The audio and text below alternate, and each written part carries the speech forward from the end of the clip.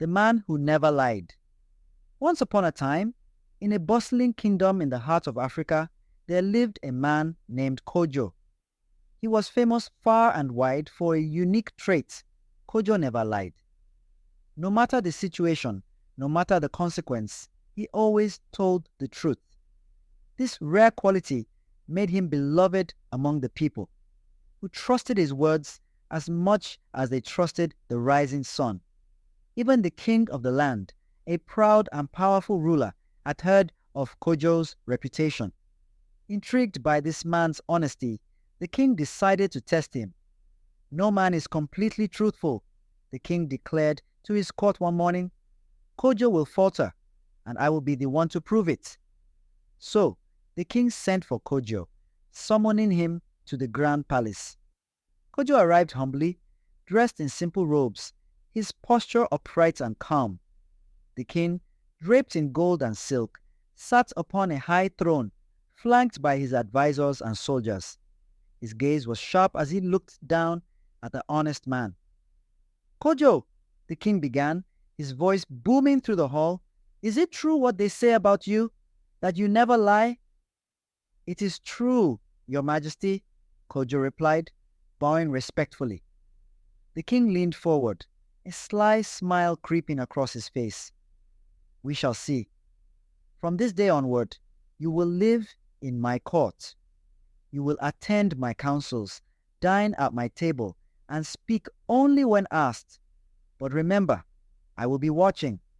If I catch you in a lie, even the smallest one, you will face the consequences." Kojo nodded, unfazed. "I accept, Your Majesty. I have no fear, for I speak only the truth." The first test. The days in the palace began peacefully. The king observed Kojo closely, often asking him mundane questions to catch him off guard. "Kojo, how does my new robe look?" the king asked one evening, showing off a dazzling garment. Kojo looked at the robe carefully. "It is finely made, Your Majesty, but I think the color does not suit your complexion." The court gasped. No one had ever dared to criticize the king's attire, but the king chuckled, impressed by Kojo's bravery. As time went on, the king devised more elaborate traps. One day, he asked Kojo to accompany him on a hunting trip. After hours of chasing game, the king grew frustrated at the lack of success. "Kojo," the king said, with a frown, "am I not the greatest hunter in the kingdom?" Kojo replied without hesitation, "You are a fine hunter, Your Majesty, but perhaps the animals are faster than you today." The king laughed loudly, though his pride was slightly wounded. "This man truly fears nothing," he thought. The ultimate test months passed, and the king grew increasingly determined to make Kojo stumble. One evening during a grand feast, the king called for silence and addressed the court.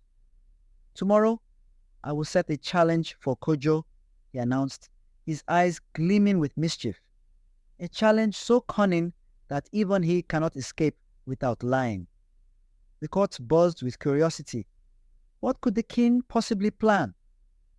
The next morning, the king summoned Kojo to the palace gardens. Standing beneath the shade of a massive baobab tree, the king gestured toward his guards. They led out a beautiful black stallion, its coat gleaming in the sunlight. "Kojo," the king said, "this is my prized horse. It is faster than the wind and stronger than any other in my stables. I want you to take this horse to the neighboring village and return it by sunset.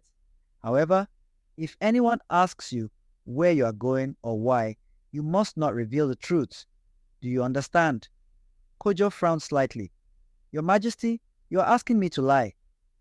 "I am not asking you to lie," the king replied, smirking. "I am testing your cleverness. Surely a man who never lies can find a way to fulfill my request." Kojo accepted the challenge.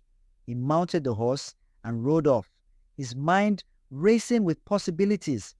Along the way, he encountered a group of villagers working in the fields. They stopped him and asked, "Kojo, where are you going with the king's horse?" Kojo paused, then smiled. "I am not going anywhere with this horse," he said. The villagers were confused, but didn't press further. Kojo continued on his journey, meeting several others who asked him the same question. Each time, he gave a similar answer, carefully choosing his words to avoid lying. By sunset, Kojo returned to the palace with the horse. The king was waiting, a triumphant look on his face. "Well, Kojo," the king asked, "did you manage to deliver the horse without lying?" "I did, Your Majesty," Kojo replied. "I told everyone the truth, just not the entire truth." The king's curiosity was piqued. "Explain yourself." Kojo smiled. "When people asked where I was going with the horse, I said, 'I am not going anywhere with this horse.' That was true, for the horse and I were already on the way to the village. I never said anything untrue." The court erupted in murmurs of astonishment. The king, though initially annoyed, couldn't help but admire Kojo's cleverness.